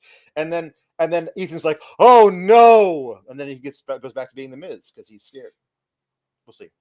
Nah, he's good at those moments though. I'll let Ethan Page have those. Those are fine. It's true. I did look up a connecting flight from Florida to from Calgary, Alberta, Canada to Orlando. They have one direct flight a day from Calgary, Alberta, Canada to Orlando. But if you don't get that one, you got to change planes in Dallas. And I thought that was I love being a co-host so much. I was like, I really do. They're really gonna make Pete Dunne get on a plane after fighting Sheamus and go down and have a last man standing match with Trick Williams in Orlando. That's got to be at least an 11-hour flight from Calgary, Alberta, Canada to Orlando. It's 5 hours. It's not that big. It's not big a deal. It's a thing that I did. It's the thing that I did. Guys, get in your super chats and humper chats. We're moving along through this, but mid-show reminder, because more of you are watching now than we're at the beginning, to subscribe to FightfulSelect.com. We got all sorts of Royal Rumble scoop skis coming up soon. Corey Brennan's always working hard on this brand too. We had some really, really great stuff last week. And you can also join the Discord and you can ask Sean all these questions and he answers them for you because he's like, you know what? I don't get badgered enough during the day. Let me open myself up to questions from all of you people. But he's always working hard behind the paywall for us. So head over to FightfulSelect.com. Just a reminder, the next couple days you can lock in for $54 a year. It's going to jump to $64 a year or $6 a month in February. So lock in now. At the low rate. Tom saying that your skills include segues and bangs. Thank you. I'm extremely versatile in that way. So the bang's not really on point today, I gotta say. We're a little off. Oh, they're fine. Josh Briggs and Inamura have a little vignetti or a Vinya. I'm looking forward to seeing them do more with this little tag team. This could be fun. Yes, they should. Sure. He's great. They're both great. Yeah. They just really pushed that loose cannon character off a cliff, and I really liked it. So I'm kind of bummed that didn't go anywhere. They didn't let it go anywhere. Well, yeah. Well, the loose cannon thing was Beej, and Double Vest went to Japan and met Inamura, and now he's doing a thing, and they don't even interact anymore. The first time they had that fight, it didn't feel like a blow off, and so when they crossed paths again, I was excited, and then but no did anything with it. So I don't know why we moved on from that program for no reason. So last night on Raw, in a match that was not advertised, coming out of last week, we did not know last week that on Monday we were getting Liv Morgan and Raquel versus Naomi and Bianca. Last Friday they had an extra, a 6-woman tag match where Liv Morgan pinned Bianca on Friday. And so because of that, Bianca and Naomi had a non-title regular ass tag match versus Liv and Raquel on Monday. And Liv pinned Naomi last night. And meanwhile, this particular tag match that happened tonight of Lash Legend and Jakara Jackson versus Naomi and Bianca, we've known about for 2 full weeks.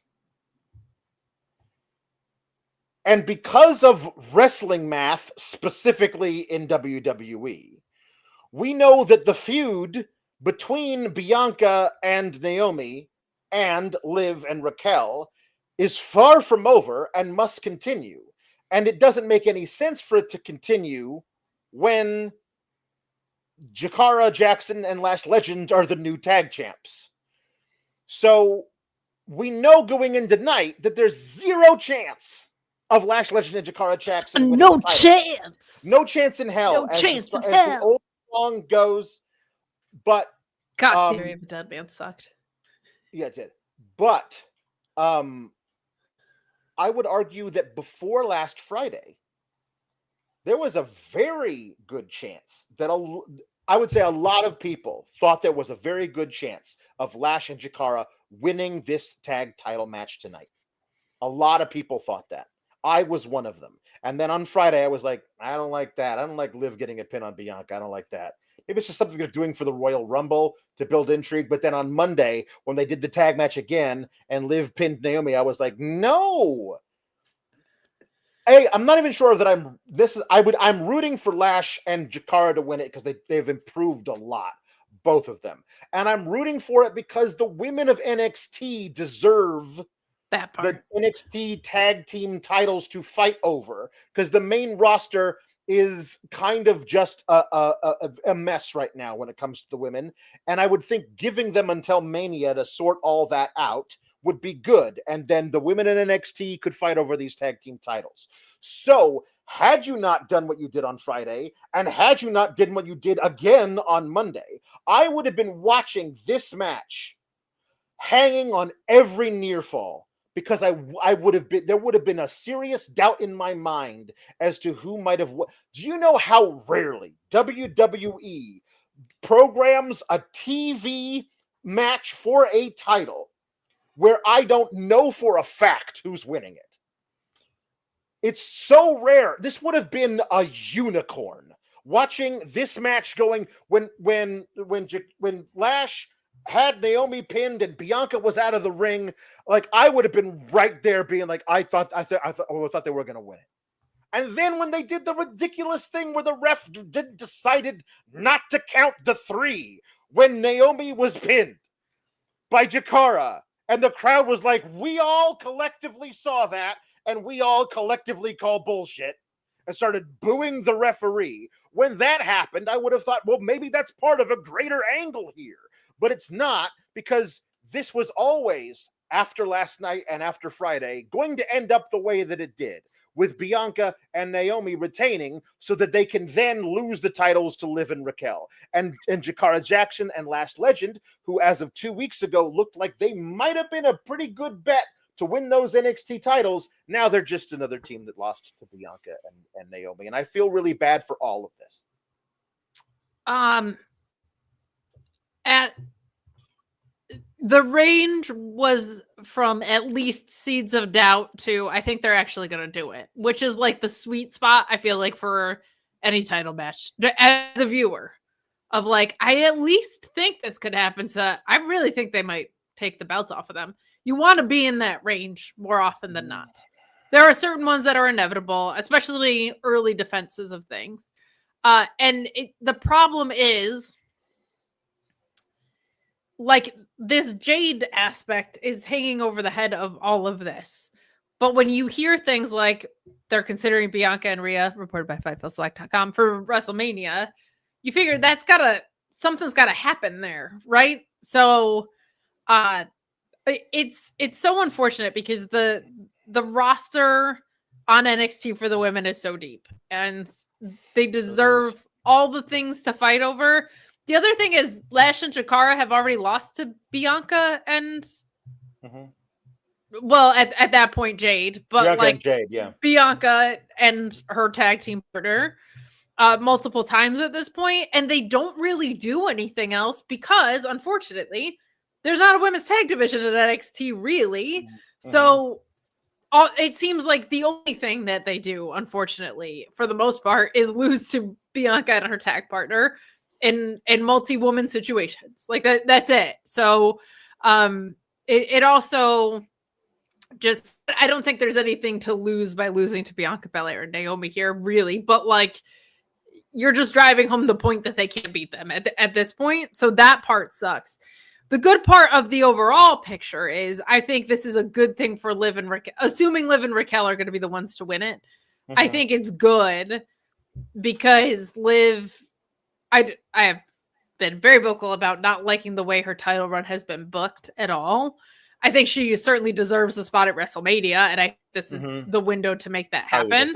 Yeah. So I appreciate all that about it, and Bianca can go do something else. And I don't know what happens with Naomi, but they'll probably figure something out there. So I, as an NXT reviewer, it's very frustrating that they merged these titles for no reason, because the show it's mostly a women's wrestling show, and that's awesome. So the more there is to fight, and the more from a developmental standpoint the more avenues there are to explore for wrestlers. We just talked earlier in the show about how Cora Jade looks more comfortable in the ring with Roxanne. Maybe she's like an awesome tag wrestler and should be in a tag team more often than she's in a singles. Maybe that's the case, but you're not going to know that if you don't have these situations to plug yourself into. So it's very frustrating that they merged the titles, and the to what end of that has been not that those titles travel across brands with marquee talent.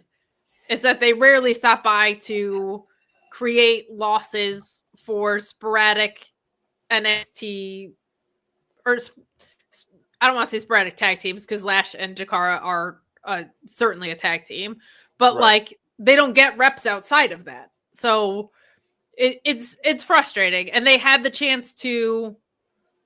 Is there any reason they can't do this angle with Liv? Maybe. Man, I don't know. Maybe Rumble threw a wrench in this whole thing.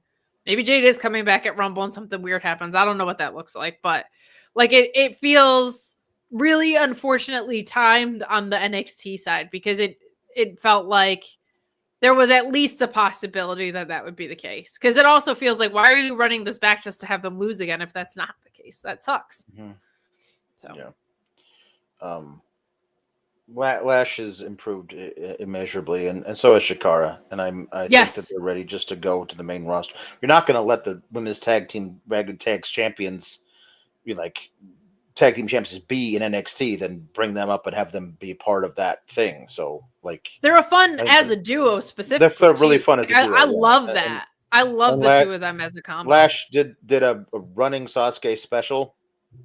I think is what that's called. The backspring hand like moonsault thing on the Bianca. Like, how are you a person? Like, where did that come from? What you are gigantic. From working her ass off, that's it. Like it's like, incredible how much she's grown. Here's the deal.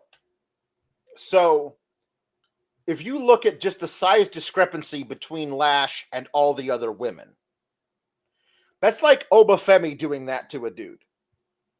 Like that's how crazy that is. So yeah, that was nuts. So yeah, I certainly first time I it's saw awesome how much she's improved. Yeah, I am very like she used to have she had a talk show and that was like it, and she wasn't really there in the ring, and now it's like she feels like a force to be reckoned with.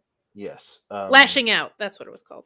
Yes, lashing out with Lash Legend. And they murdered the producer, the D'Angelo family. And no, it was no D'Angelo family. It was just Tony D. D'Angelo. That's right. They didn't exist yet. It was just him who murdered her producer, killed him, and put him in the trunk of a car. So during this, we got a weird little picture-in-picture of Cora Jade. So after Roxanne was told that it'll be her versus Bayley versus Giulia, she says, "Oh, okay, so we're good." And then Cora's like, "No, we are not good." And she walks out, and Roxanne's like, "No, I didn't mean it like that. Bye." And she runs after her. And then later we see Cora Jade. She did say Cora took the pin. Like she was like, "I didn't even take the pin." Cora did, like in a kind of condescending way. So it wasn't. Oh, which I totally get. And then Cora comes up to Ava and says, "Okay, we need to have a talk about how you lost the tag match." Like, she's like, and they never followed up on it. Like, I thought that was going to be the final scene. Is Cora like saying, "I need a match at Vengeance Day. If I'm not going to be in the women's title match, I need a match at Vengeance Day." And then Masha Slamovich is in the office with Ava, or if not her, Jordan Grace. You know what I mean? I thought we're going to do that. They didn't follow up on it. Cora said she just needs some space on Twitter. Okay. All right. So anyway, the actual finish of this was what appeared to be, to me, the CW finally losing it, because it went to a test pattern and it said WWE NXT, and that's all it said. It just in block white letters, and then somebody did backspace Vengeance Day. So there's a hacker. There's a new TV themed hacker. Scripps is back. Scripps is back. People are saying, because please don't let this be the case. People are saying that because he was the hacker before, Mustafa Ali is now with TNA, and he is going to be coming back to hack through everything. His character's so different now. Like I don't think you can go that hard. And people are saying they're teasing the return of Solomon Crow, who used to be a hacker back. Sammy Callahan was Solomon Crow back in 2013, and Sammy Callahan works with TNA a lot. So maybe now, because of the merger, Solomon Crow is coming back. Currently does. I don't even think Sammy Callahan is still at TNA. No, I don't think so either. But so it's somebody. I don't know who, but it's somebody. Yeah, I don't think it's either of the names that you mentioned.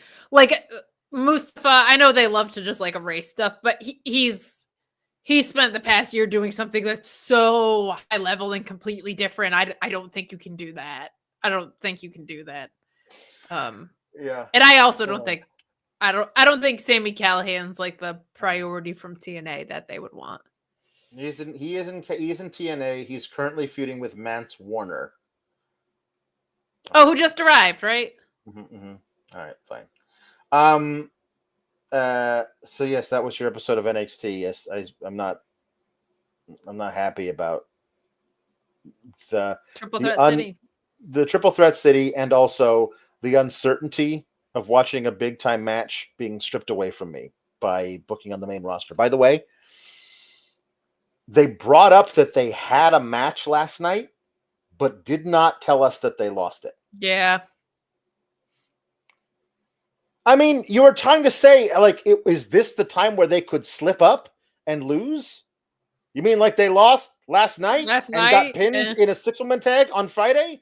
Absolutely. The fact that they are looking bad now that they are losing often means 100% there is a more likely thing, at least in kayfabe, for them to lose this match. But they didn't bring it up because I think the NXT storyline that makes it bad for the NXT storyline if there are a bunch of losers coming into this match. And it looks like the main roster booking did not take any of what happened tonight into account when booking all of that stuff on Friday and Monday. And I feel like it's Shawn Michaels, like, I'm not even going to acknowledge, Hunter, that you booked Bianca and Naomi to take losses coming into this match, because it makes the thing that I have been planning now for a month look stupid. Correct. Anyway, Love for Boost says, I know this is NXT, but I was thinking Mysterio chose Andrade over Dragon Lee once, and he didn't get mad about Andrade and his brother turning on him. Yeah. Also, Dragon Lee, a new dad, so I know a lot of us have. He is. We've been saying, "Where's Dragon Lee?" for like 2 years. Where's Dragon Lee? But like for the past couple months, he's had a really good reason not to be on TV. He has a past. He has a past now. He didn't for all of those times before that. Yeah, for like the 10 months before that. Yeah, he should be on TV all the time. He's great. Yes. Meet Normus has a new says the people who yeet on command under a drone are actually, they're fine. They're just going through puberty. That's really good. Mm-hmm. All right, here we go. I was a rube last night. It's fine. You were. Puns. Here we go. Okay. We got 34 of them. Okay, here we go. Meet Norma says, Die Hard with a Vengeance Day After Tomorrow. That's 2 in there. Well done. Matthew Hook says, Lord of the Bangs, Fellowship of the Straightener. Chris Pereira says, Enter the Dragon Lee. Tom LaValle says, Die Hard, ye boys, with a Vengeance Day. Chris Pereira says, Hacksaw Ridge Holland. Mr. Showtime says, HHH.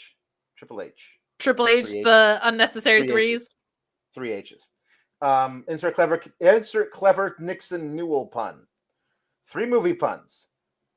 Nixon knew Jack City. Okay. Little Nicky Newell. And also Nixon New Adventures of Pippi Longstocking. And the second one had so many letters in it that it forced him to upper super chat. Thank you for saying extra, and I also appreciate the chestnut checkers of doing 3 movies. That was a combination of both of our criteria. So Tom LaValle says Lord of the Heritage Cup, Return of the Lexus King. Very good. Chris Pereira says fantastic metaphor. Meet Norma says Oberheimer. White House Down Under. The Thin Red Bloodline. Abaddon Darko. Sky Blue Streak. Penta El Cerro Maleficent, Deck the Scott Halls, and The Rock. Mr. Showtime says 3 count, 3D, and 3 T's, which stand for Techno Team 2000. Hell yeah, it does.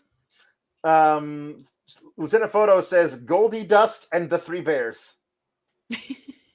Louisville says Blade Trinity Fatu.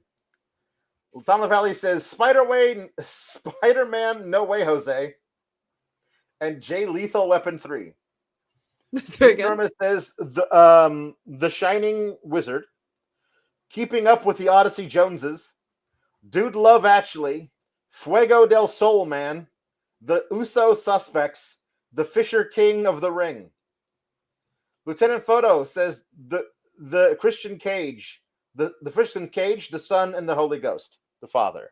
Christian Cage. And the Holy Ghost. Well the Holy played. Trinity. Lieutenant Photo says Captain America Civil War Games. Tom Lavallee says Indiana Odyssey Jones and the last crew, the last three live crew. Say it. Oh, very good. 3 Live Crew. I get it now. Lieutenant Photo says the Bourne Ultimatum Warrior. Very good. Pieces says Red Dragon Lee. Lieutenant Photo says Dwayne the Thor Ragnarok Johnson. Mr. Showtime says my dinner with Andrade. And then apologizes for it not being a 3 movie, but it's fine. That's okay. Mr. Lieutenant Photo says Harry Potter and the Prisoner of Azkaban is the 3rd Harry Potter movie. So that also counts as double. Mr. Showtime says Swerve's House Party 3, like another 3. Tom LaValle says Halloween 3, Season of the Spooky Scottish Witches. Meet Norma says Christmas with the Let's Cranks. And Cody Roadhouse. Electric Mayhem says Hounds of Hell come to Frogtown. 12 Roads 3, Lockdown. Satnam's Little Helper. It's Sanjay. Money in the Bank Plane. And Little Hikaru in 3D. I think that's all things that we've done on the show. I think so too, yeah. Meet Norma says Starsky and Butch. Smokey and the Bandito. 3 Men and an Adam Cole, baby. 3 Men and an Adam Cole, baby. Man on the Moonsault. The Grapes of Feel the Wrath. And Saving Private Party. Nobody could save Private Party, unfortunately. They were unsalvageable, and unfortunately, they had to leave. Certainly booking didn't. No. C. Delgado says, obviously, The Godfather, Stars and Stripes, Harlem Heat Nights, Kill Big Bill, Life of Brian Keith, The Brahma Bull Durham, and There Will Be Badada. Very good. Teletric Mayhem says Sexy Beast Mordos and Teddy Longlegs. Pete Normus says Back to the Future Shock DDT, Johnny Hungy Games. Tom LaValle says John Wick Cena 3, Para Nikki Bella. And Ellen Jeanette says The Wyatt Six Family Values and Rhodes House. And Luis Polito says it's not really a movie, but it is a character in a movie, The Wet Banditos. Thank you to Luis Polito for being a member for 11 months. What a guy. Yeah, no. Only 11 months? How long have you been working here? Come on, step it up. Coward. Okay, jukeboxes. Jess Ricardo wants Nya Girl to do Wonder Pets, the Wonder Pets theme. That was given to us last week, so we got to do that now. Right now. Right now. Wait, why is it? It's giving me attitude. 1 second. Let me refresh the page. Okay. Genius is down for a quick minute. That's sabotaging our whole jukebox. If the site is down, it's not down for me. So I'll do mine. Louisville wants Braun to sing "Queen of Disaster" by Lana Del Rey. What you do to me is indescribable. Got me sparkling just like an emerald. Set my soul on fire and make me wild like the deep blue sea. No other boy ever made me feel beautiful. While I'm in your arms, feel like I have it all. Is it your tattoos, your golden grill that makes me feel this way? Got me spinning like a ballerina. It ain't ballet. Feeling gangster every time I see you. You're the king, and baby, I'm the queen of the ring. Disaster. Got me spilling like a ballerina. It ain't ballet. You're the bad boy that I always dreamed of. You're the king, and baby, I'm the queen of the ring. Disaster. Get these Lanas. Del Rey. I pulled up the theme inside of the Genius website. Okay, good. For Wonder Pets. We're on our way to help a friend literally save the day. We're not too big. We're not too tough. But when we work together, we've got the right stuff. Go Wonder Pets. Yay. The phone is ringing. The phone will be right there. The phone is ringing. There's an animal in trouble. There's an animal in trouble. There's an animal in trouble somewhere. Yeah. I have a gift. You have another one in you, back to back? If Tom LaValle. honestly, I know the lyrics to that. Okay, well, that's fine. Because you're a rich girl and you've gone too far, but you know it don't matter anyway. Hold on, I have to pull them up. I called my own bluff. Here we go. You did. Because you can rely on the old man's money. You can rely on the old man's money. It's a bitch, girl, but it's gone too far because you know it don't matter anyway. Say money, but it won't get you too far. And don't you know that it's wrong to take what is given to you? So far gone on your own, you could get along if you try to be strong, but you'll never be strong because you're a rich girl and you've gone too far because you know it don't matter anyway. Yeah. Thank you so much. Hold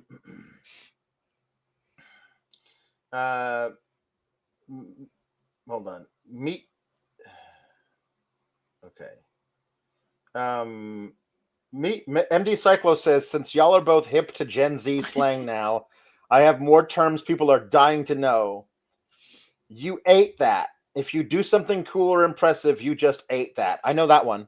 I know that one Too. I still don't know what the hell Skibbity Toilet is. No. Also, you are slaying is basically the same thing, except for this is for outfits. I also know that one. I know that one. Because I am nobody slays more than Linder. They switched up the dates, so now I am Gen X. I am no longer an elder millennial, and so even as an elder millennial, I knew that you ate that and you are slaying. I do know that one. Okay, thank you. Hold on. That is not Ohio.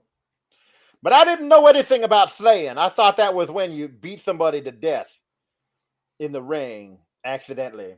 Dusty! Meet Norma says, can Dusty sing Beef Bologna by Fear? Yes, yes, here we go. My baby, she's been talking about a low-down skagadoo. And she sing, my baby, talking about she just about a low-down skagadoo, child. Woohoo. 1, 2, 3, 4. 1, 2, 3, 4, daddy. Don't like cash. She don't like phonies. She don't like junkies. She don't like drunkies. She just wants my beef bologna.